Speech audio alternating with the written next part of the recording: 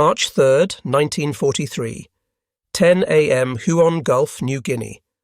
Aboard the destroyer Yukikaze, officers watched 12 twin-engine bombers racing toward the convoy at wave-top height, so low that their propeller wash left trails on the water's surface.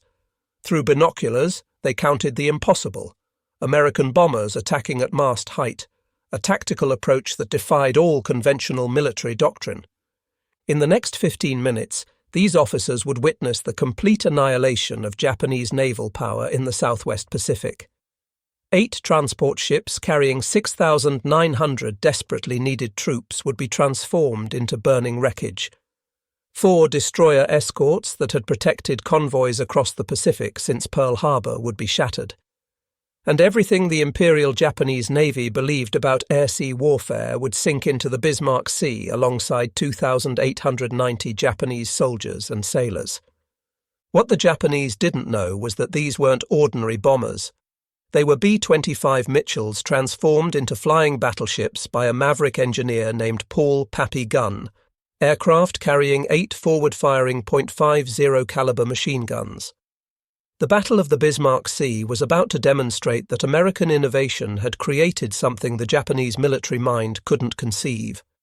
A bomber that didn't drop bombs from above, but skipped them across water like stones while unleashing streams of armor-piercing bullets. The Japanese convoy that departed Rabaul just after midnight on March 1, 1943, represented the last major attempt to reinforce Leh by sea. General Hitoshi Imamura's 8th Area Army desperately needed these reinforcements to hold New Guinea, the final barrier protecting the Japanese Empire's southern flank.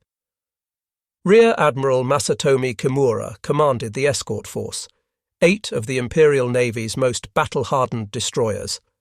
The Shirayuki, Shikinami, Uranami, Tokitsukaze, Yukikaze, Asashio, Arashio, and Asagamo formed a protective ring around 8 transport ships. These vessels, the Ayo Maru, Kembu Maru, Kyokusei Maru, Oigawa Maru, Shinai Maru, Taimei Maru, Teiyo Maru, and the Naval Auxiliary Nojima, carried the 51st Division, 6,900 elite troops, along with supplies and ammunition to sustain the Leh garrison for months. The convoy's departure had been meticulously planned. Japanese meteorologists predicted 3 days of storms, perfect cover from American air reconnaissance. 100 Zero fighters from bases in New Britain and New Guinea would provide continuous air cover. The route hugged the northern coast of New Britain, minimizing exposure time in open water. Captain Tamichi Hara, commanding the destroyer Yukikaze and later author of Japanese Destroyer Captain, had noticed disturbing changes in American tactics recently.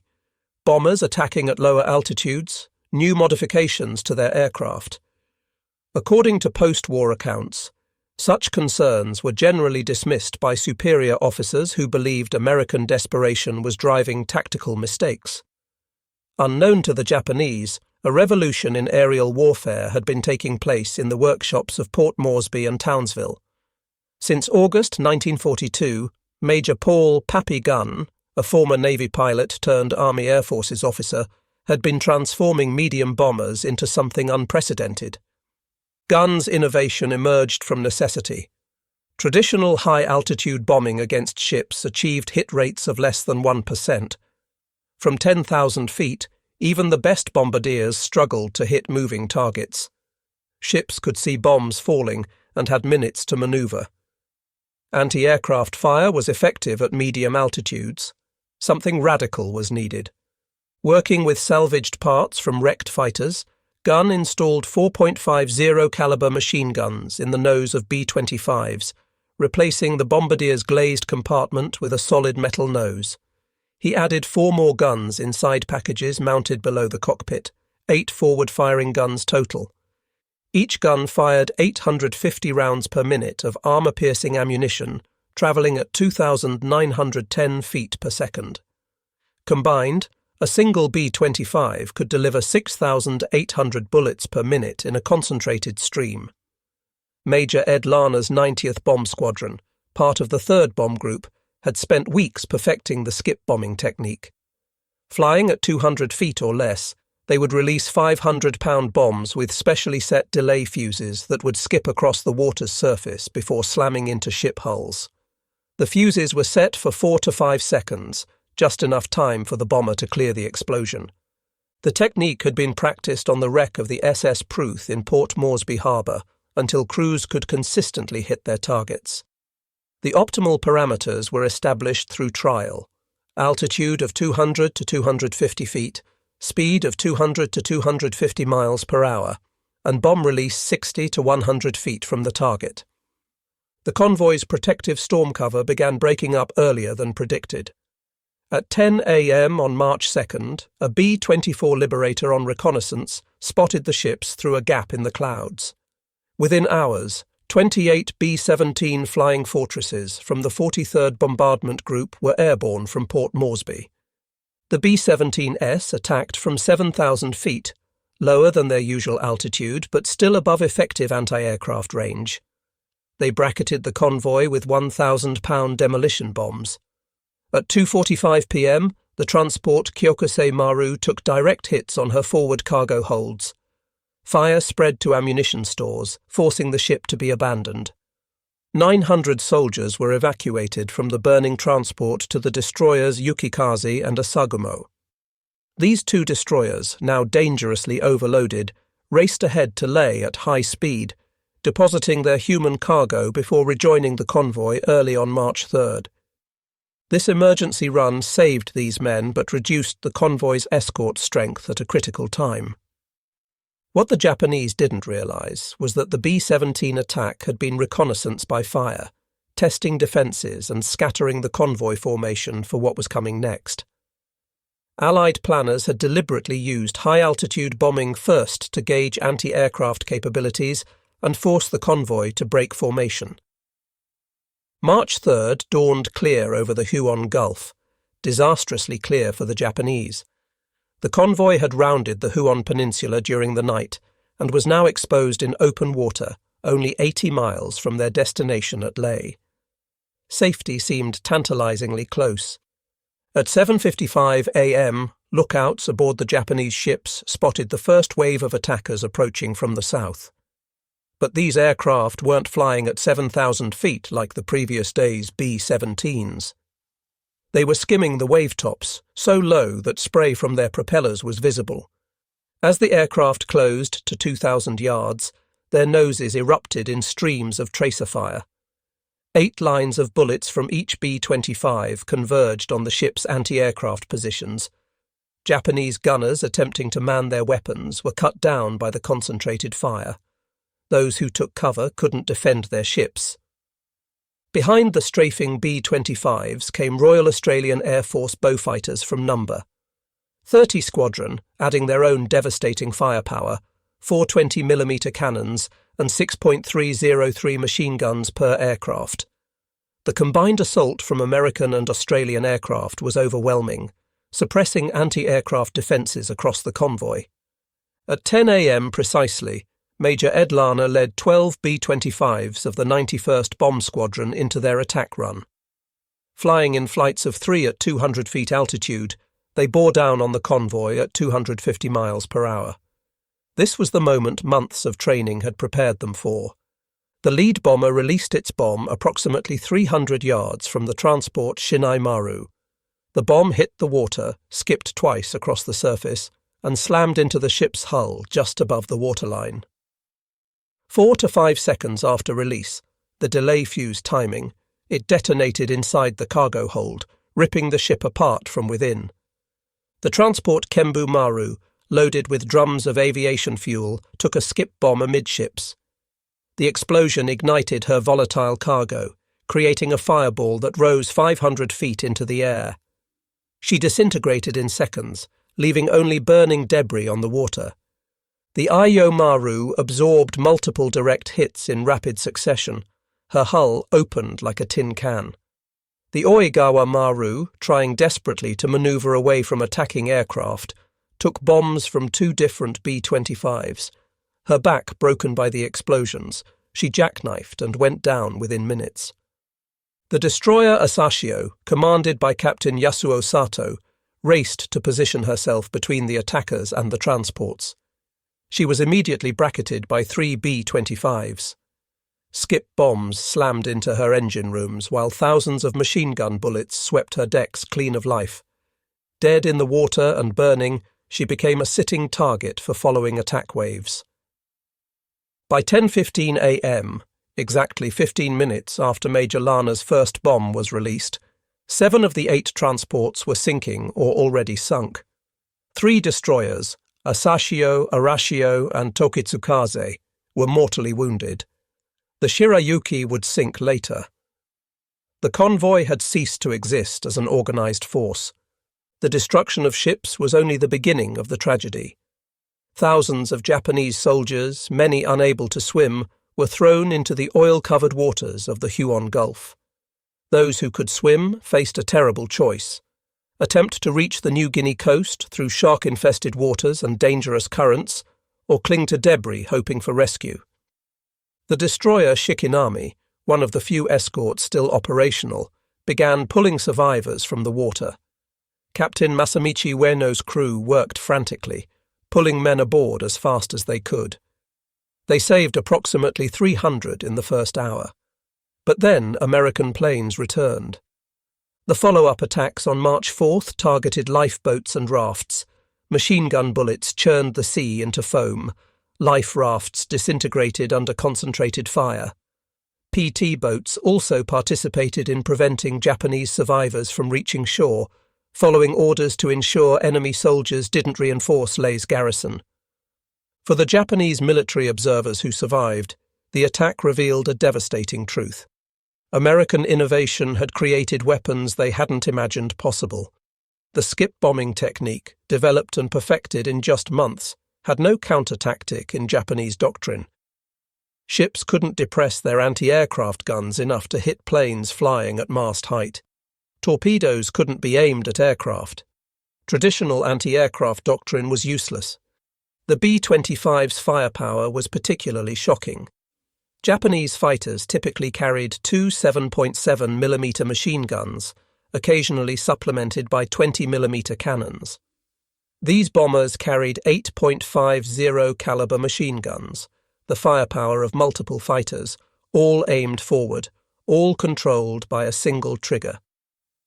Even more disturbing was the coordination displayed. The attack involved American B-17, B-25s, A-20 from the 3rd Attack Group, and Australian Beaufighters, over 100 aircraft from different units, services, and even nations, all working in perfect synchronization. They communicated throughout the battle, adjusting tactics in real time based on radio reports. As night fell on March 3rd, the surviving Japanese destroyers returned to the battle site, searching desperately for survivors. They found a sea of debris and corpses. Oil fires still burned on the water's surface. The destroyer Hatsuyuki arrived from Kavieng with fuel, allowing the rescue operations to continue through the night. In total, 2,700 men were pulled from the water and returned to Rabaul. Another 1,200, including those who had been landed before the main attack, eventually made it to Leh. Of the 6,900 troops who had departed Rabaul with high hopes of reinforcing New Guinea, 2,890 were dead. The 51st Division had ceased to exist as an effective fighting force before firing a shot at the enemy. All the ammunition, food, medicine, and equipment needed to sustain operations for months had gone down with the transports. The aviation fuel in the Kembu Maru that was supposed to keep Japanese aircraft flying was now a slick on the Bismarck Sea. Admiral Isoroku Yamamoto, Commander-in-Chief of the Combined Fleet, received the report in his cabin aboard the battleship Musashi anchored at Truk. According to staff officers present, he sat in silence for a long time before speaking. The implications were clear. Japan could no longer reinforce its garrisons by surface convoy within range of Allied aircraft. The lifeline to forward bases was cut. The Battle of the Bismarck Sea marked more than a tactical defeat. It represented a fundamental shift in Pacific warfare. Never again would the Japanese attempt to reinforce their garrisons by surface convoy within range of Allied aircraft. The strategic implications rippled through Japanese planning. General Imamura flew personally to Imperial General Headquarters in Tokyo to deliver his report. In a meeting that lasted 6 hours, he presented evidence that American air power had evolved beyond Japanese ability to counter. The Americans weren't just building more planes, they were revolutionizing how aircraft fought. On March 25, 1943, a joint Army-Navy Central Agreement on Southwest Area Operations gave operations in New Guinea priority over those in the Solomon Islands campaign. But without the ability to reinforce by sea, it was an empty gesture. Japanese forces in New Guinea would fight without hope of significant reinforcement or resupply. For the Americans, the victory validated 2 years of innovation and adaptation. General George Kenney, commander of the 5th Air Force, had transformed his force from a traditional bombing unit into something unprecedented, an aerial navy capable of controlling seas without ships. Major Ed Larner, whose 91st Squadron had led the skip bombing attack, was awarded the Distinguished Service Cross for his leadership. The citation praised his extraordinary achievement in leading the attack that destroyed the convoy. Tragically, Larner died just 58 days later, on April 30, 1943, when his B-25 crashed on landing at Dobodura. He had survived 87 combat missions only to die in an accident. The North American Aviation Company immediately began incorporating Gunn's field modifications into factory production.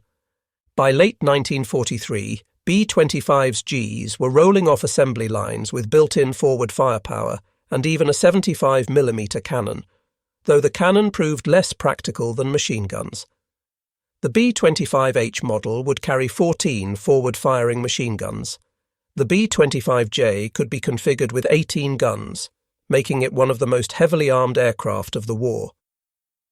Beyond the strategic implications, the Battle of the Bismarck Sea represented profound human tragedy. The 2,890 Japanese who died weren't statistics. They were sons, fathers, husbands. Many were conscripts who had been farmers, clerks, or students before being drafted into a war they barely understood. The American pilots who strafed survivors also carried psychological burdens. Years later, many would struggle with what they had done. The military necessity of preventing enemy soldiers from reaching shore didn't make the action easier to bear. Some aircrew reported nightmares about the strafing missions for years afterward. The success at Bismarck Sea triggered an acceleration of American tactical innovation. Within months, new techniques were developed. Parafrags, parachute fragmentation bombs, for attacking airfields, allowing low-level bombing without damage from their own explosions. White phosphorus bombs for marking targets, and improved skip bombing fuses with more reliable delay mechanisms. Each innovation built on industrial capacity.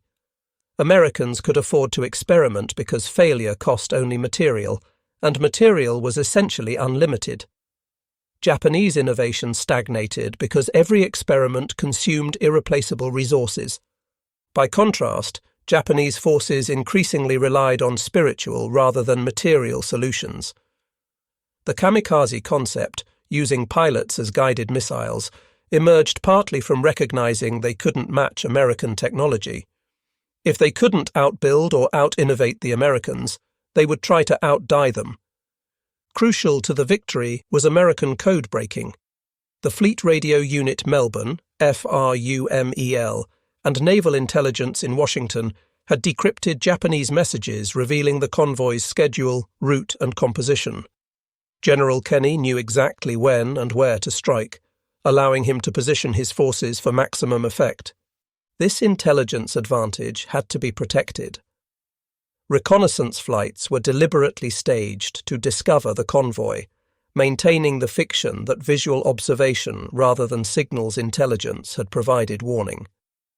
The deception was so successful that Japanese forces never realized their codes were compromised, continuing to use the same systems throughout the war. The Royal Australian Air Force's role in the battle demonstrated the superiority of Allied coordination. RAAF Beaufighters from No. 30 Squadron and Bostons from No. 22 Squadron flew alongside American aircraft, communicating on the same frequencies, following the same tactics. Squadron leader William Bill Newton of Number 22. Squadron RAAF flew 3 sorties during the battle. He would later receive the Victoria Cross posthumously for his actions in subsequent operations before being captured and executed by the Japanese. The integration of Australian and American forces stood in stark contrast to Japanese operations, where Army and Navy units rarely coordinated effectively, often competing for resources rather than cooperating. Behind the modified B-25s that destroyed the convoy lay an incredible supply chain stretching back to American factories. Each B-25 required 165,000 parts manufactured in dozens of states. The 50-caliber ammunition they fired was produced in plants from Connecticut to California, with billions of rounds manufactured during the war. The skip bombing technique required special delayed action fuses, manufactured by the millions in American munitions plants. The fuel for training flights came from Texas oil fields and Louisiana refineries. Replacement parts for damaged aircraft arrived weekly by ship from the United States. This supply chain operated while America was simultaneously fighting in Europe, supplying Britain and the Soviet Union, and maintaining forces across the Pacific. The Japanese convoy destroyed at Bismarck Sea represented Japan's maximum effort to reinforce New Guinea. The forces that destroyed it were a tiny fraction of American production capability. The American pilots who devastated the convoy had averaged 400 flight hours before entering combat. They had practiced skip bombing for weeks, using virtually unlimited fuel and ammunition. Each pilot had dropped dozens of practice bombs before the mission. By contrast, Japanese pilots in 1943 increasingly entered combat with less than 100 hours of flight time. Fuel shortages meant minimal training. The veteran pilots who might have taught them were dead, killed by the industrial mathematics of American production. New Japanese pilots were essentially flying students thrown into combat against experienced American aviators. After Bismarck Sea, Japanese forces in New Guinea were strategically isolated. Supplies had to be delivered by submarine, dangerous and limited in capacity, or by fast destroyer runs at night, equally hazardous and insufficient for major operations. These Tokyo Express runs could deliver only a fraction of what the destroyed convoy had carried. The Japanese turned to barges, trying to creep along the coast at night with supplies. These became targets for PT boats and modified B-25s equipped with radar for night hunting. By June 1943, Japanese forces in New Guinea were on half rations. By September, they were eating grass, tree bark, and roots. The army that had conquered Singapore was starving to death, defeated not just by bullets but by interdiction, the cutting of supply lines by air power. For Japanese military culture, rooted in centuries of samurai tradition emphasizing personal combat and individual heroism, the industrialized slaughter at Bismarck Sea was incomprehensible. There was no honor in being killed by machines operated from beyond visual range. There was no bushido in being strafed while helpless in the water. This cultural mismatch would define the remainder of the Pacific War. Japanese forces would increasingly resort to suicidal tactics, banzai charges, kamikaze attacks, seeking meaningful death in the face of mechanized killing. Americans would respond with more firepower, more technology, more industrial solutions. The gap between traditional warrior culture and industrial warfare would only widen. Pappy Gunn had installed cameras in the tails of modified B-25s, activated automatically when bombs were released. These cameras captured the destruction of the convoy in devastating detail, ships exploding, capsizing, burning. The photographs provided unprecedented documentation of the battle's effectiveness. These images served multiple purposes. They provided accurate battle damage assessment, allowing intelligence officers to verify claims of ships destroyed. They became training aids, showing future pilots exactly how skip bombing worked in combat conditions. They served as propaganda tools, demonstrating American power to allies and enemies alike. The Japanese had no equivalent photographic capability, relying on pilot reports that were often inaccurate in the heat of combat. The B-25s that destroyed the convoy had been flying continuously for months in the harsh conditions of New Guinea. Tropical heat, humidity that bred corrosion, and coral dust that abraded engines. Yet mechanical failures during the mission were rare. American engines were over-engineered, with power reserves that allowed them to function even when not perfectly maintained. Japanese aircraft, by contrast, suffered from increasingly poor maintenance as the war progressed. Spare parts were scarce, qualified mechanics even scarcer. Engines that were theoretically superior to American designs failed more frequently because they couldn't be properly maintained. The Japanese Navy's prized Zero fighters were increasingly grounded for lack of spare parts, while American aircraft flew daily missions. During the battle, American and Australian aircraft communicated constantly via radio. Pilots reported target locations, warned of fighter attacks, and coordinated approaches. This real-time information sharing multiplied combat effectiveness, allowing aircraft to support each other and exploit opportunities as they emerged. Japanese communications were minimal and often non-functional. Radio equipment was unreliable, frequencies weren't standardized between services, and radio discipline was poor. Ships and aircraft often fought in isolation, unable to coordinate effectively or warn each other of threats. American pilots flew into battle knowing that if shot down and wounded, they had excellent chances of survival. Blood plasma, morphine, sulfur drugs, and eventually penicillin were standard in American medical kits. Medical evacuation by air was routine, with wounded pilots often in hospitals within hours of being shot down. Japanese soldiers and sailors knew that wounds likely meant death. Medical supplies were desperately short even before the convoy's destruction. The medicines that might have saved lives were now at the bottom of the Bismarck Sea. This knowledge affected morale. American pilots flew with confidence while Japanese forces fought with desperation. The Battle of the Bismarck Sea cost Japan ships and aircraft it couldn't afford to lose. The 8 transports represented months of production from Japanese shipyards already strained beyond capacity. The destroyed supplies and ammunition represented significant portions of Japanese production that couldn't be replaced. For America, the battle was economically insignificant. The ammunition expended was replaced within days from stockpiles. The few aircraft lost were replaced within hours. American factories were producing 100,000 aircraft annually by 1943, nearly 300 per day. The fuel burned in training and combat was a rounding error in American petroleum production. The Battle of the Bismarck Sea reverberated through the remainder of the Pacific War. It proved conclusively that air power could control sea lanes without naval vessels. It demonstrated that industrial innovation could create new forms of warfare faster than enemies could develop counters. For Japanese forces, it marked the beginning of the end in the Southwest Pacific. Cut off from reinforcement and supply, they would fight a series of desperate holding actions, each ending in annihilation or starvation.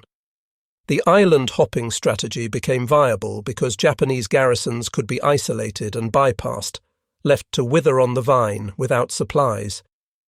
The success at Bismarck Sea accelerated B-25 development. The B-25G, entering service in late 1943, carried a 75mm cannon, the largest weapon ever mounted on a twin-engine bomber. Though the cannon proved less practical than multiple machine guns, it demonstrated American willingness to experiment.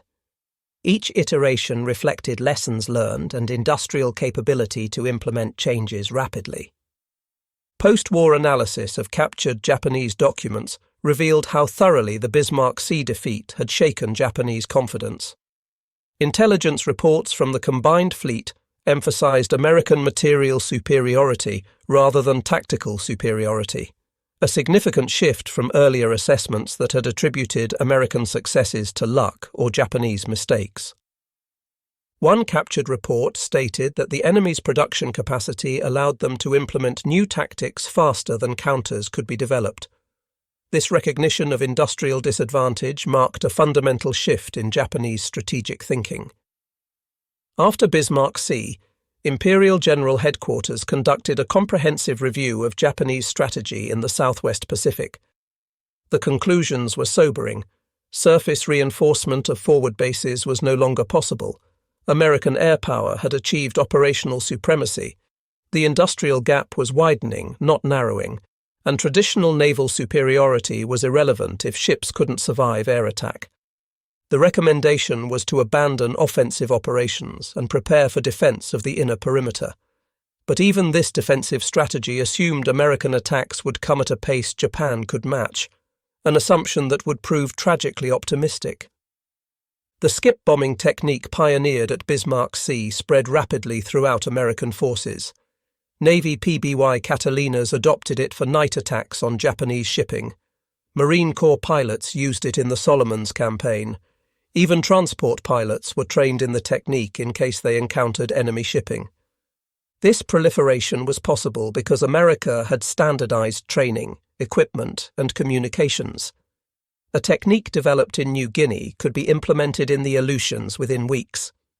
Japanese forces, divided by service rivalries and poor communication, rarely shared innovations even within the same theatre. The numbers tell the story of American industrial supremacy that made the Bismarck Sea victory possible. During World War II, American factories produced 9,816 B-25 Mitchell bombers. Ammunition plants manufactured 12 billion rounds of 50-caliber ammunition. Flight schools graduated 193,440 pilots. Every B-25 component was stockpiled in multiple locations across the Pacific. Against this industrial tsunami, Japan's military courage was irrelevant. The bravest samurai couldn't overcome the mathematics of mass production. Pappy Gunn's camera installations provided unprecedented documentation of combat effectiveness. The footage, studied frame by frame, revealed optimal tactics: bomb release at 200 to 250 feet altitude, approach speed of 245 miles per hour, and release distance of 60 to 100 feet from target for maximum effectiveness. This scientific approach to warfare, measuring, analyzing, optimizing, was quintessentially American. War became an engineering problem with industrial solutions rather than a test of warrior spirit. The loss of supplies at Bismarck Sea created an immediate economic crisis for Japanese forces in New Guinea. Within weeks, frontline units reported critical shortages: ammunition restricted to 10 rounds per day per soldier, rice rations reduced to 400 grams daily, medical supplies completely exhausted, fuel for vehicles unavailable, and aircraft grounded for lack of parts. American forces, by contrast, complained if ice cream wasn't available daily. The economic disparity was so vast that captured Japanese soldiers often didn't believe American supply levels were real, assuming they were being shown propaganda. Success at Bismarck Sea accelerated American innovation in aerial warfare. Within months, new developments included improved skip bombing fuses with more reliable delays, napalm for area attacks on Japanese positions, rocket-assisted bombs for increased penetration, and white phosphorus markers for target identification. Each innovation built on industrial capacity to experiment and implement changes rapidly. Americans could afford failed experiments because they cost only material. Japanese innovations stagnated because every experiment consumed irreplaceable resources. Behind every B-25 that attacked at Bismarck Sea stood a maintenance crew that kept it flying. These men, working in primitive conditions in New Guinea, performed daily mechanical miracles: engines overhauled in jungle workshops, battle damage repaired with improvised materials, modifications implemented with hand tools, and aircraft turned around between missions in hours. This maintenance capability reflected American industrial training. Hundreds of thousands of Americans knew how to fix engines, repair electrical systems, and work metal. This vast pool of technical expertise was perhaps America's greatest military advantage. The strafing of survivors, controversial even among Americans, served a harsh military purpose. Japanese forces throughout the Pacific learned that attempting to reach shore after their ships were sunk meant likely death. This psychological impact extended beyond the immediate battle, affecting Japanese morale in future engagements. General Douglas MacArthur called Bismarck Sea the decisive aerial engagement in the Southwest Pacific. His communiqué claimed somewhat inflated Japanese losses, but the strategic impact justified his enthusiasm. Air power had proven it could interdict sea lanes as effectively as submarines or surface vessels. Admiral Yamamoto, reading the battle reports, made a fateful decision. He would personally visit forward bases to boost morale shattered by the defeat. This decision, driven by the depression following Bismarck Sea, would lead to his death on April 18, 1943, when American codebreakers learned of his itinerary and P-38 Lightnings intercepted his transport over Bougainville. American forces institutionalized the lessons of Bismarck Sea rapidly. Within weeks, training manuals were updated with skip bombing techniques, new pilots were practicing low-level attacks, and tactical doctrine was revised to emphasize anti-shipping operations. The Army Air Force's Tactical Center analyzed every aspect of the battle, producing detailed reports distributed throughout the Pacific. Japanese institutional learning was hampered by systemic problems. Service rivalries prevented honest analysis. The Army and Navy blamed each other rather than examining fundamental weaknesses. Face-saving concerns obscured failures. By the time Japanese forces developed partial counters to skip bombing, Americans had moved on to new tactics. The B-25 modifications that proved so successful went into mass production immediately. North American Aviation's factories in Kansas City and Inglewood retooled production lines within weeks. By late 1943, new B-25s came from the factory with 8 to 14 forward-firing machine guns standard, reinforced nose structure for gun installation, upgraded engines optimized for low-level performance, improved armor protection for crew, and built-in camera installations for battle documentation.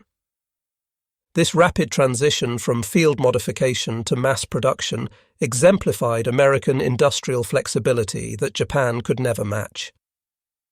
After Bismarck Sea, American bomber crew training incorporated low-level attack techniques as standard curriculum. Pilots practiced skip bombing at training bases in Texas and Arizona, using target ships in the Gulf of Mexico and the Salton Sea. This training was fuel-intensive. Each pilot consumed thousands of gallons of aviation fuel learning the technique, but America could afford it. By 1943, American refineries were producing 1.5 billion gallons of aviation fuel annually, while Japan struggled to import enough fuel to keep its fleet operational.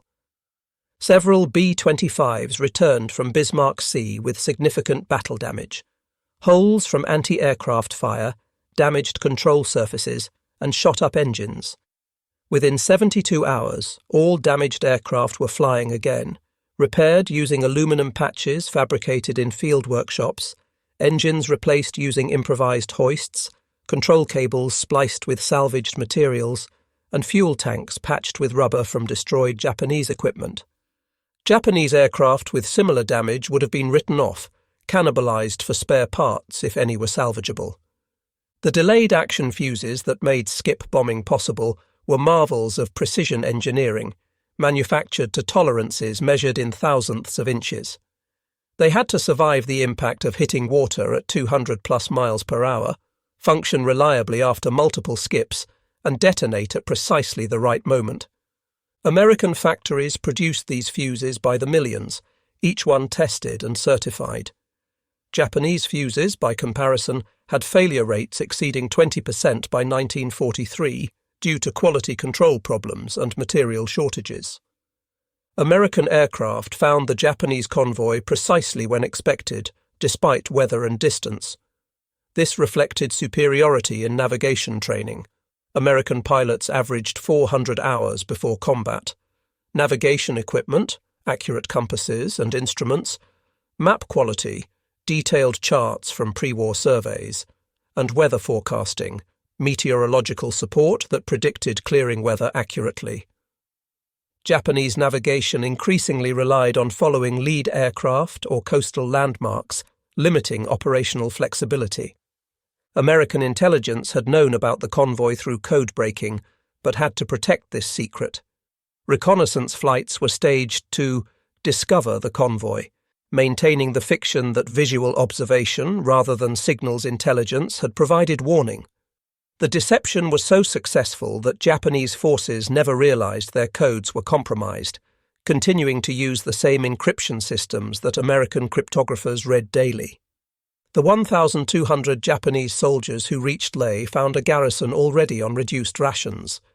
The supplies that were supposed to sustain operations for months had been destroyed. Within weeks, Japanese forces were foraging for food in the jungle.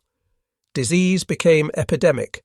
Malaria, dysentery, tropical ulcers, and malnutrition decimated units. By June 1943, the effective strength of Japanese forces in Leh had been reduced by 60% through disease and starvation alone. American pilots at Bismarck Sea were on limited combat tours, typically 50 missions or 6 months, before rotating home to train new pilots. This system preserved experience and disseminated lessons throughout the force. Veterans became instructors, passing on combat techniques to the next generation of pilots. Japanese pilots flew until they died. The expertise gained at terrible cost was lost forever when they were killed. By late 1943, most experienced Japanese pilots were dead, and their replacements were increasingly poorly trained novices facing American veterans. The Battle of the Bismarck Sea represented a convergence of American technological advantages, industrial capacity to produce modified aircraft, innovation culture allowing field modifications, training resources for perfecting new tactics, intelligence capability to locate targets precisely, communication systems for coordinating complex attacks, and supply chains for sustaining operations. No single advantage was decisive. Their combination proved overwhelming. The Japanese faced not just superior numbers, but superior systems, industrial, organizational, and technological, that they couldn't match. The Battle of the Bismarck Sea lasted only 3 days, with the decisive action occurring in just 15 minutes on March 3, 1943. In those 15 minutes, the nature of warfare in the Pacific changed forever. Air power proved conclusively that it could control sea lanes without naval vessels. Industrial innovation demonstrated it could create new forms of warfare faster than enemies could develop counters.